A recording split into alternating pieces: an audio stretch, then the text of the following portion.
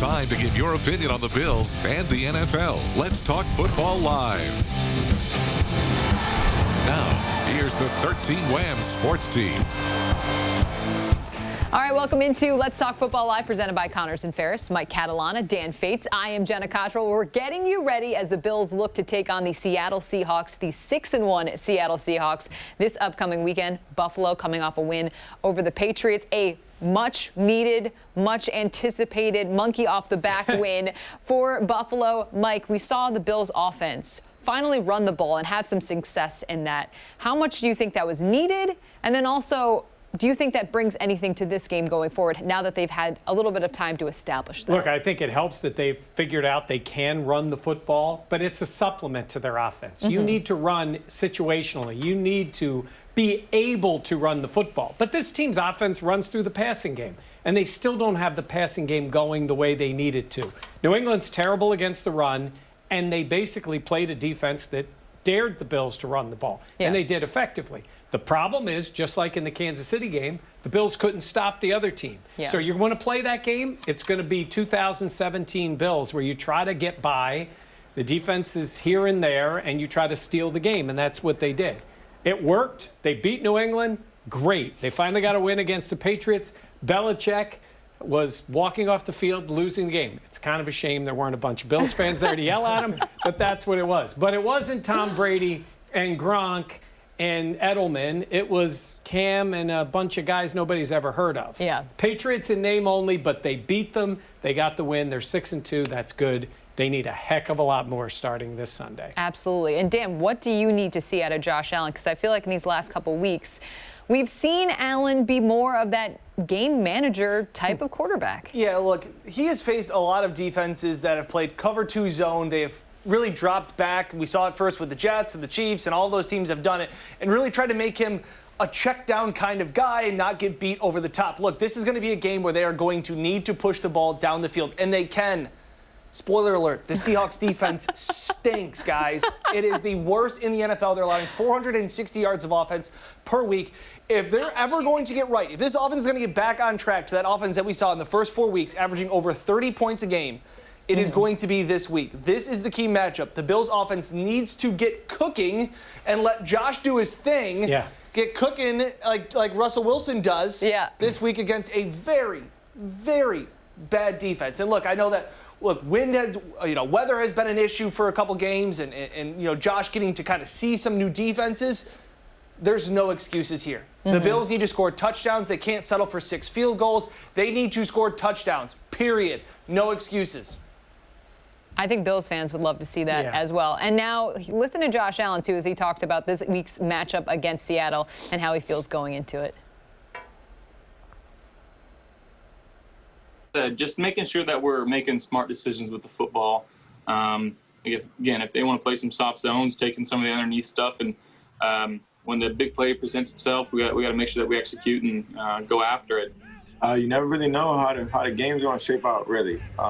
You can always plan for it to be that way, and everybody wants that. Everybody likes touchdowns. Everybody likes scoring. But you never know how the ball's going to roll out. Us offensively, we need to execute at a high level, and we need to score points. That's any game.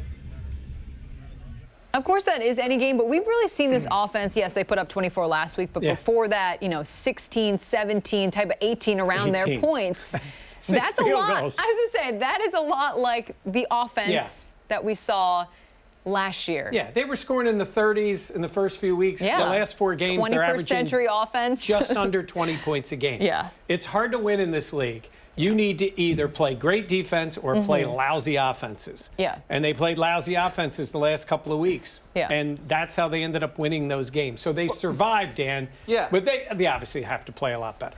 But I think it's almost like they played some of these game plans. They went into Kansas City trying to manage the clock and game manage and keep Patrick Mahomes off the field, and we're going to run the ball and force them to run the ball, and it backfired. And then Tennessee, they just got punched in the mouth. And then, it just seemed like they made so many mistakes against the Jets that were self-inflicted wounds. We saw, errors in the red zone.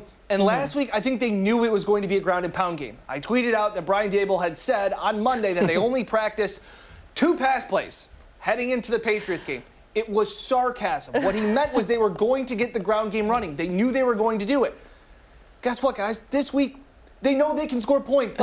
Like you heard Josh Allen and Stephon Diggs be like, well, whatever the game asks for. No. You know what this game's going to ask for? 35 points. Yeah, but that's you're right. Whatever the game asks for, and you're right. The game asks for them to score. They're going to need to score in this game. And look, they've made, it compounds itself. Like even in the first few weeks, their offense was just humming along. So when they made a few mistakes, they overcame them. Absolutely. I mean, look at that Rams game, the 3rd and 22. Like, it didn't matter if they were behind the sticks. Josh was going to make a play. Yeah. Since then, when they've made those mistakes, it has cost them. And it's turned field goals, touchdowns into field goals, and field goals into punts. Yeah. And where they've turned it over. So they haven't looked the same. They're still 6-2. I mean, we're pretty negative here. They are 6-2. They are in first place. For the second straight year. But we know, good point, Jenna and Dan, you guys know, we've looked at the schedule, right? We know you've got Russell Wilson, you've got Kyler Murray, you've got Ben Roethlisberger, you've got Cam again, who never knows where he's going to be then. You got Tua or Fitz maybe by then, who knows with the Dolphins. So you've got some real offenses, especially those three with Murray, Wilson, and Roethlisberger. You better be able to score points. Yeah, I got a couple comments coming in here on the 13-Win Facebook page as well. We always want to hear from you guys. But James Alverson saying, just curious, do you think the defenses are not as good because of no crowd noise? I think that's obviously that's been one of the huge advantages, guys, of the success that offenses has had, correct? Yeah. I think it's a mixture of kind of everything. Like the weird offseason, we knew that tackling, teams were kind of getting used to that. Now that we're halfway through the season, I don't think that's an excuse. But you hear guys talk a lot about the juice factor and having that pump-up mentality, especially at home, especially on defense, especially third down, big plays. And without having that air around the stadium, I think guys are absolutely affected. But I also think that is an excuse. It is an excuse. I mean, because Dan and I were talking about it the other day. It's all about gap integrity, right? Hashtag gap integrity. But it is about doing your job, right? And yes, it is important. It's nice when they get fired up, right? Trey White was all fired up last year when he picked off the pass by Ryan Fitzpatrick. Yeah. Well, guess what else he did? He was in perfect position, knew from the tape, and made a play. Just like Jordan Phillips when he jumped the snap. He had seen something in what the Dolphins had done and was ready for that and jumped the snap and made the play, right? Yes, did the crowd help the players? Sure, they were all pumped up. But they studied, they were ready, and they made a play at the right time. Yeah. Now, I mean, seriously, when you look at who's made the big plays on defense this year. Justin Zimmer. As we all predicted before the season. Obviously, and Josh Norman. And Josh Norman. Yeah. I mean, when you look at that, and I think why so many Bills fans are worried is just the caliber of quarterback that is coming into Orchard Park this upcoming weekend. You think this guy's good? I mean, I think he's pretty decent, right? No, I mean, Russell Wilson, 26 touchdowns in the year, 6 interceptions, but still, I mean, he is an MVP caliber guy. I know, Mike, you think everyone thinks highly of him. But look Dan, at this. Look at this. This Look is at terrifying, too. Here to DK Metcalf. That's the fastest camera guy I've ever seen. Also, DK's not wearing shoulder pads, by the way. He is truly a refrigerator box running down the field. You realize he was not wearing shoulder pads. Insane. He's like an upside-down triangle. Like, it's insane. And he's that fast. Obviously, everybody has seen what he's done. And Russ throws the ball up there, Dan. He does those perfect deep balls. That's what he does. It's like it's going to take down an airplane or hit a cloud. It's incredible. And like I said, and James, again, Alverson, make another comment. And we've talked about it. It's an article up on BuffaloPlus.com. We can talk about it again. But, guys, the strategy. Against Kansas City, they tried to do this pass, or tried to manage the clock, and it just backfired. The defense couldn't get off on third down. The offense only had 7 plays in the second half. You're going to have to score, right, Mike? Let Josh cook. I keep saying this. It's the Russell Wilson offense, which is like put it in his hands and go play. I think they're going to be forced to do that because Wilson's going to move the ball up and down the field. They're going to score points. Now, do you people say you don't want to get into a shootout with them. Well, why not? Everybody else does, right? Everybody else can score against them. I don't know if I mean, I understand. I just here's my point. Think that could go awry. You could change your offense and try to run the ball, and Russ is still going to drive down and score on you. So you better be able to put some pressure on them, too, by scoring points. Yes. So Wilson goes down, so Josh go down and score points. This defense, I mean, the Vikings got close to 30 on them. The Dolphins got in the high 20s. You know, Arizona got in the 30s and beat them. Yeah. San Fran with nobody got in the 20s. That's true. That's true, too. So you can move the ball. I mean, you know, I'm listening to Collinsworth during the one game on Sunday night, and he's like, folks, this defensive line in Seattle, they can't get any pressure. Yeah. He's like, that team, if there's something that's going to take Seattle out, it's going to be the fact that they can't get pressure on quarterbacks. And we all know what happens there. So, Josh, you've got the wide receivers. They don't put pressure on the quarterback. Now, I know they might have Jamal Adams back. Yeah. And Carlos they have Dunlap. Yep. Dunlap that they've just gotten from in that trade and gotten him on the field. But these guys haven't played and haven't been part of this. So to expect them to jump right out there and make a ton of plays, I guess maybe Adams. He certainly knows the Bills from his time with the Jets. Yeah. Move the ball. Let him play. I mean, I know that it's going to be quite an interesting game, but you talk about Jamal Adams. He's good friends with Trey White. And Trey White today after practice was just talking about the dynamic player that both Russell Wilson is, as well as his receiver in DK Metcalf. He does everything well. He knows the coverages. He knows what makes the offense go. I mean, it's nothing that he can't do, man. He makes every throw on the run. He knows the coverages we're in. He know what to make. He know the checks to make to put his team in the best position possible. So total challenge, man. It's something that the whole defense, we're going to have to try to stay on top of them. And Trey White saying it's going to take all 11 guys to bring down DK. Michael Bice just said, is the under over 95? I'm going to ask Dan. You What do you beat me got, to Dan? it, Mike. Yeah. It's 55. It's 55? The over-under right now is 55 and climbing. It opened at 52. This thing is going way up. Well, the weather is The helped, weather right? is huge part of that as well. 70 and sunny. It is going to be not a football day weather. It is going to be a baseball day weather. No, you know what it is? cookout weather. It's September Orchard Park. Like, we have some really nice days that way. Yes. So which maybe the September offense, Josh comes I'm gonna back. say, maybe we'll have to see what goes on with But that. Jenna, we've talked so much about how good Russell Wilson is and how good DK Metcalf is, and we haven't even talked about Tyler Lockett, who seems to, you know, he's always capable for fantasy players going off for 3 or 4 touchdowns in a game. This matchup is going to be about what Josh Allen can do against the Seattle defense. Yep. And I know, Mike, I know that the defense has to make a play or two. But look, this is going to be about – I will be very concerned about the offense if they don't score in the high 20s against this defense, right? Yeah, they're going to need to, and I think they're going to be forced to, and maybe they'll play with a little tempo, too. I talked to John Feliciano about that on his interview on a Zoom call today and asked him about that, and he's like, he's used to it. I think you could see the Bills doing that. To get more plays, to get a little more rhythm. Yeah. They go with tempo. You know, they should be able to do that. I don't think Mitch Morris is going to play. Yeah. I mean, he's in protocol. Concussion protocol. That's his 5th concussion. Right, and so it looks like, you know, Feliciano's going to be getting those snaps and what he brings to him. The reason I bring up the importance of the run game is it can be in the red zone, too. Yeah. You know, because there are times when you make the right play call, and I love the way Zach Moss runs. You know, I think he's the kind of guy he's going to find the end zone. I mean, last week it helped that Feliciano picked him up and threw him in the end zone. Dragged him. Which was good.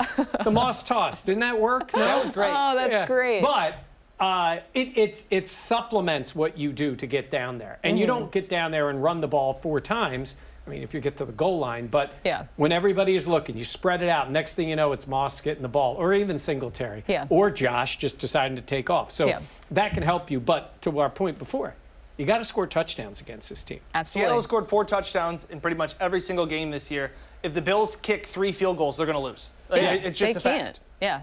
Well, we had a poll as well, because we do want to hear from you about the Bills' plan for the offense for this upcoming game. What should the plan be for the offense against Seattle? Tell us why in the replies. All right, so let Josh cook. 69.3%. And I think people have the exact right idea. And I know it's not just because we talked about it and hammered it home for the last 15 minutes, but I agree. I think you want to see Allen and his ability to lead this team to scoring touchdowns. And that's going to be the most important part when you're, drawing against Russell Wilson. Let's go to some comments as well from this poll.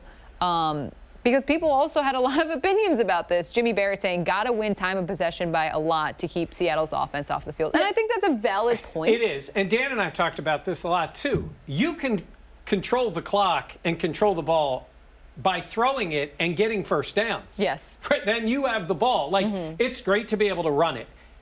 Don't get yourself too wound up on the running and incompletions. Correct. Early in the clock, in the quarters and the half, the clock runs anyhow, right? Yeah. It's the timing when they stop. The way you control the ball is to get first downs and move down the field. Yeah. And you got to throw the ball to do that. Even better, Mike, convert third downs. Yeah.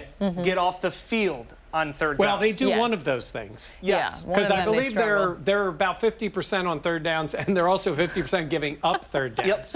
Not exactly. Yeah. It's Not not exactly a great great. recipe for getting Yeah. off the field. Let's say, let's go to another comment as well about the Bills' plan for the offense. Seattle's defense is ranked bottom half of the league, worst in the league on third down. Look at that. No DBs to really slow down Diggs. Brown and Beasley. Weather also not a factor. Let's see Allen. Yeah. These guys rip must it. all watch and are subscribers of the Buffalo Plus YouTube channel Yes. because we had a blog about this earlier after the practice on Wednesday. So hats off to all of these really smart, intelligent I was going to say, viewers huge making fans comments. of us. We appreciate it. Hey, and make sure to comment as well if you want to send in a comment, question, or concern on our Facebook page about the Bills. And Dan, do you have a I do. Look at Dan that. Walker saying, is Buffalo's defense going to No. step up? No, they're not. I'm sorry. If they step up, Seattle only scores, what, 29 Now, points? I would say this. I said if you watch that Arizona game, Russ was doing what he does, Metcalf making, all that stuff was going on. And then all of a sudden, as they got to the end of the fourth quarter and in overtime, if you watch that game, like, that will make you a little bit encouraged that he's human, Wilson. Yes. Because he had some bad decisions. I think he got picked 3 times in that game, including, and he took a bad sack in overtime. And they confused him with the safety blitz. It was maybe something they had not seen. And they came after him with a linebacker and a safety blitz 2 different times. And they got to him. And it's so strange to see Russell Wilson confused like that. Like and even when he usually can get out of things. Yeah. And they got him, which was great. Yeah. Jordan Poyer's been very effective when they've used him Yep. there. And he's a smart player. And now he's got a winning streak against New England. He was 0 for 10 against 10. New England. He's like, man, I finally beat him. I know. I was like, wow. You know what else is, we rarely see Russell Wilson doing, Mike? What's that? Sitting in the pocket because his offensive line is not No, they're very bad. good. Yeah. So this game comes down to, like I said, Dan asking, can Buffalo step Yeah. up? I don't think they can step up. Can they make a play? Could they dial something up? Maybe. Dan. And this game comes down to Jerry Hughes and Trey White. Yeah. But you've talked about this with quarterbacks, and I'm trying to remember which one of your quarterback gurus was telling you this about setting up a pocket, then going to another pocket and Yes. setting up there. That's what Russell Wilson does. Yep. Yeah. And he's so comfortable.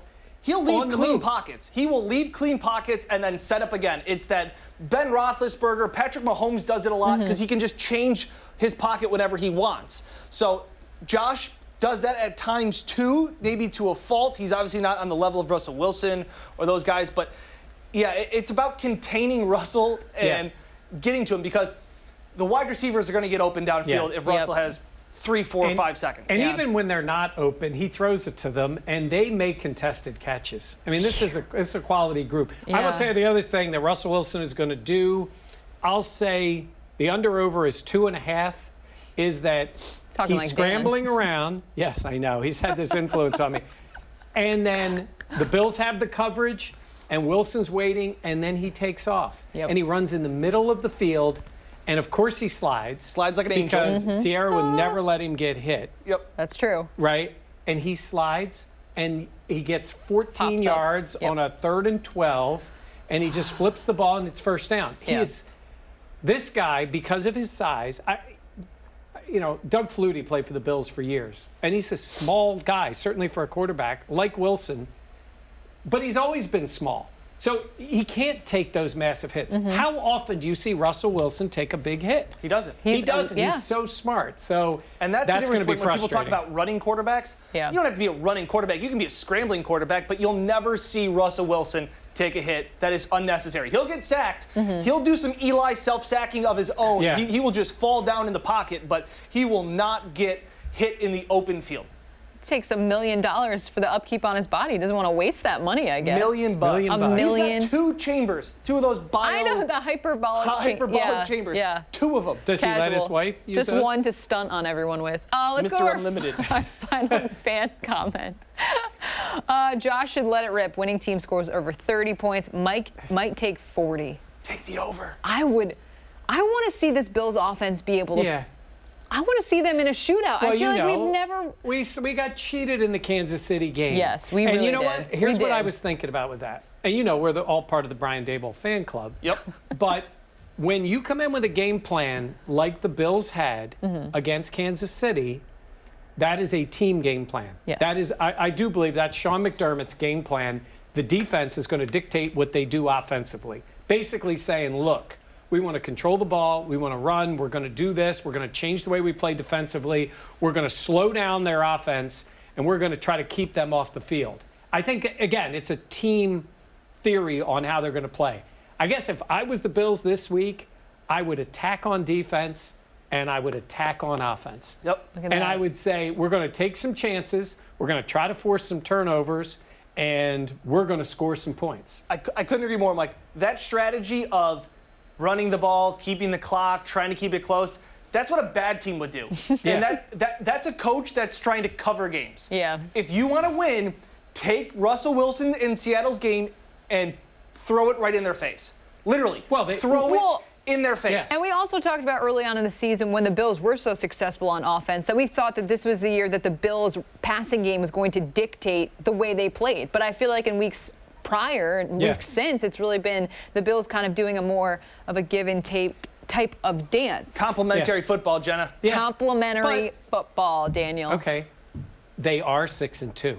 No, I know, but the it's point just we're interesting. making is, in order to take a step up, they have to play better. Here's the thing.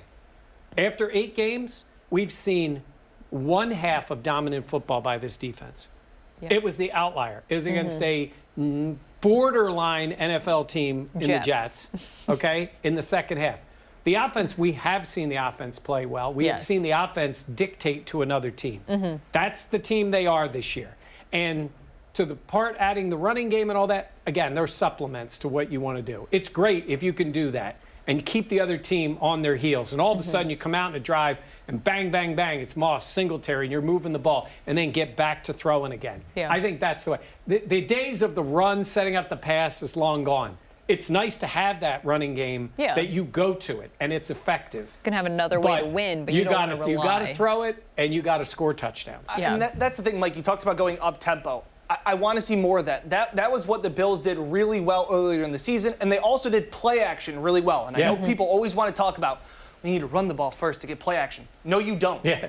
Linebackers are trained since the day they're 8 years old. When you see the ball start to get in the belly of the running back, you go in. So it doesn't matter if you run for 2 yards a carry. A linebacker will still start to bite in on just a play action. And I just haven't seen that. I haven't seen that in the last 4 weeks. And Mike, I know they're 6-2. Guys that are, all of our people that are watching at home. Yeah, I know they're 6-2. It just doesn't feel like as exciting 6-2 as I wanted it to. Yeah. No, I mean, and I think we are halfway through the season, obviously, and the Bills have a great record. Right. But this is another chance where I was actually going to ask you. I know the phrase and the cliche of like the measuring stick Oh, game. it's a measuring stick. But absolutely, I mean, yeah. this has to be. Well, they failed twice in these measuring sticks. Yes, the also Titans that. game, the Chiefs game. Now they have this one. The Patriots. I mean, I don't. Well, no, look, you won the game, and New England was coming off 3 straight losses. It's a division game. Yeah. Like, I want to be all. If they had played better against the Jets, I would have had less a problem with the New England game. I think it's because it's back-to-back where they scrambled through those two. But New England played, not surprisingly, a smart, tough game with a bunch of guys out there, playing for their jobs, basically, which you don't normally see that with New England. And the Bills became oddly big favorites. It's just hard for them to give up that many points. Yeah. But in this case, now we're talking about the type of team. Obviously, the only way you're playing Seattle in the playoffs is the Super Bowl. yeah. We know that. Yeah. But the type of team, you'll see. They didn't do it against the Titans. They didn't do it against the Chiefs. Now you got this team, and next week against Arizona, 2 teams that are going to be playoff teams, or it looks like they can be playoff teams. Well, certainly, they're going to be. Yeah. Seattle's going to be. Let's see if you can match up. Let's see if you Yeah. can play. Let's go. Let's go. All right, let's take a look at the injury report because it is pretty lengthy. Sponsored by UR Medicine Sports Medicine.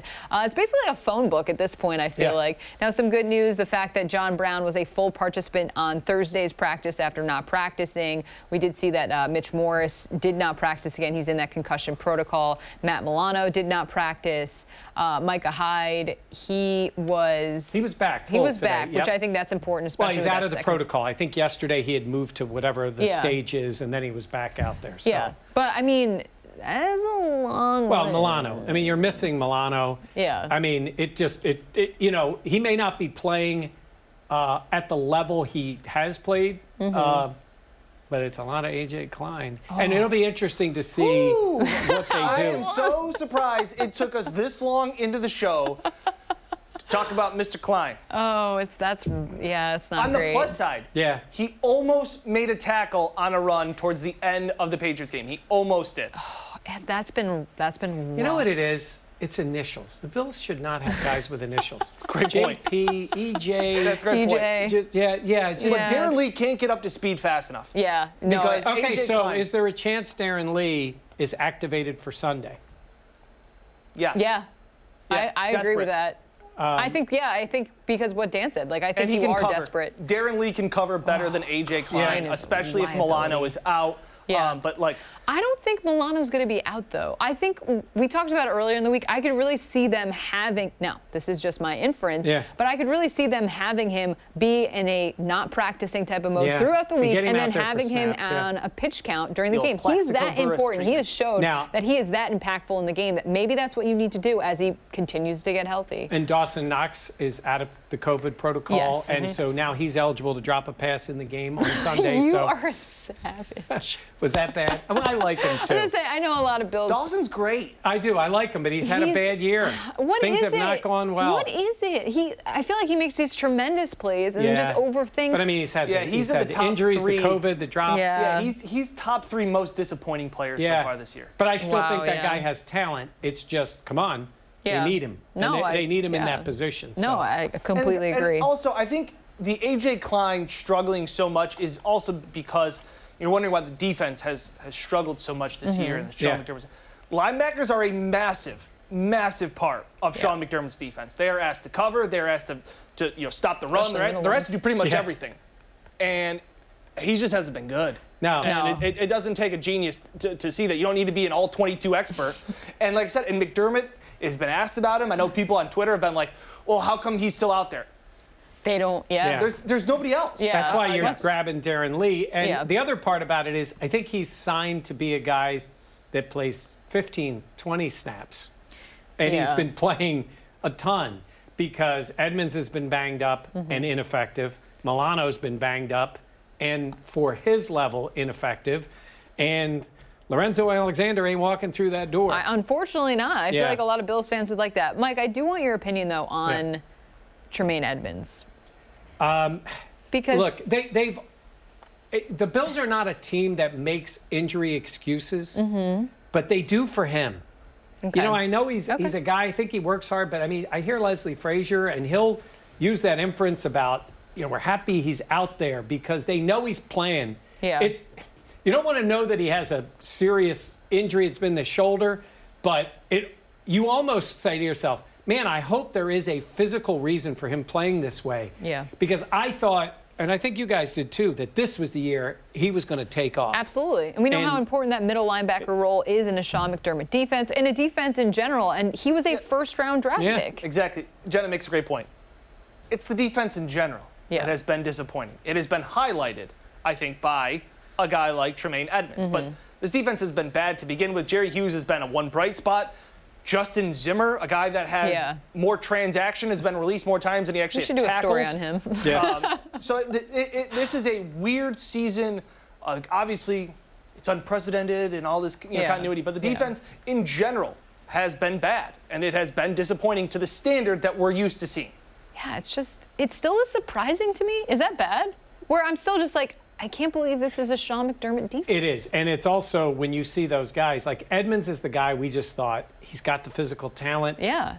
It's just going to click. Yeah. And it hasn't. And that's hurt them because they need somebody to make plays. So, You cannot name a player on this defense. I would say outside of, I think Jerry Hughes has been maybe better than he was last year. Yeah, I would agree. Other than that, I don't think there's one player. Poyer makes plays. You know, Hyde's been, Hyde coming out of the game, they miss Hyde in a different way. Yeah. But Poyer has been more of a playmaker this time. The guys that have been better are the guys that have filled in for injuries. Yeah. Even Dean Marlowe had a pretty good game. Yeah. And we saw at times the guy for UB, Cam Lewis, played well at times. Yeah. So it's been the expectations for those guys are is lower. Sure. So you're just saying, That's hey, he made a play. Because Taron Johnson hasn't been good either. No. Ooh. The slot. It's been bad. It's been bad. All right, Mike, let's start with you for our picks. We all picked up a win last week as we picked the Bills to win over the Patriots. Where are you at this week? I think we're going to see what we talked about. I think we're going to see offense back and forth. I think Russell Wilson's the best player on the field. I think he's going to be the league MVP. I think Seattle is a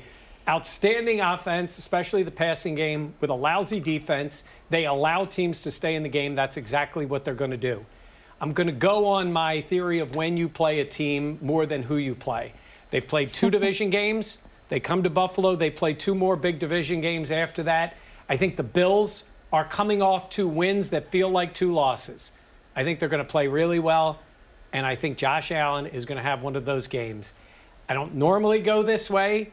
The better quarterback is still Russell Wilson, but I think the Bills win the game 34-31. A lot of Bills Mafia is very happy to hear that. Yeah, well, doesn't mean I'm right. I just usually am.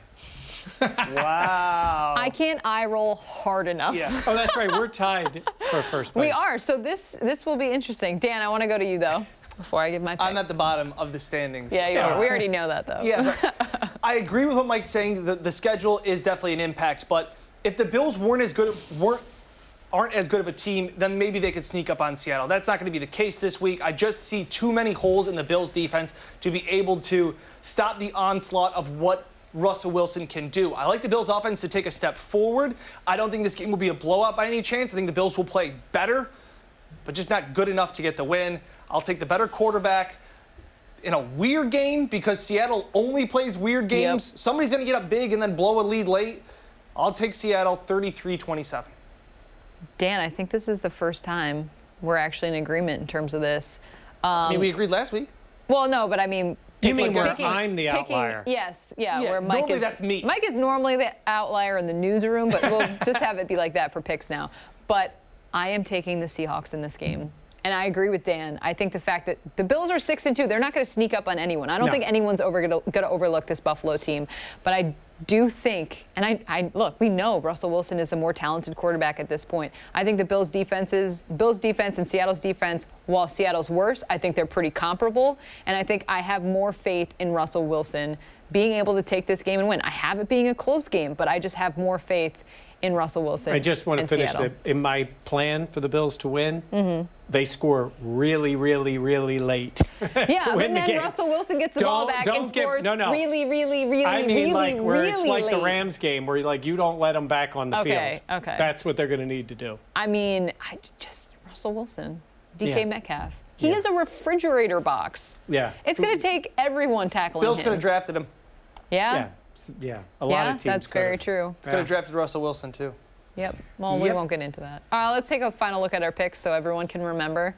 Mike and I, this is going to be quite a week. Ooh, look at that. I'm excited to see. Yeah. All of our pictures What's are What's that number underneath your guys' picks? Huh? What's the number?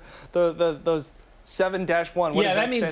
What does that stand for underneath your guys' picks? It means that we're in first and you are far behind. Place. I'm not worried about you catching up. And you know what's frustrating for him? No matter what happens. Yeah, you're not going to get a game.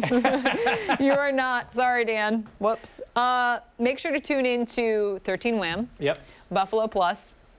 Our Buffalo Plus YouTube page. We have a Buffalo Plus podcast. Yep. We have this show. We have BuffaloPlus.com. We're everywhere. I was going to say, we have a lot of content. Yeah. So please be sure to check it out. We wear a lot of hats. A lot of hats. And the game is on Fox Rochester this week, so check it out there at 1 o'clock. That is big as well. Mike Catalana will be in the press box on Sunday. Yep.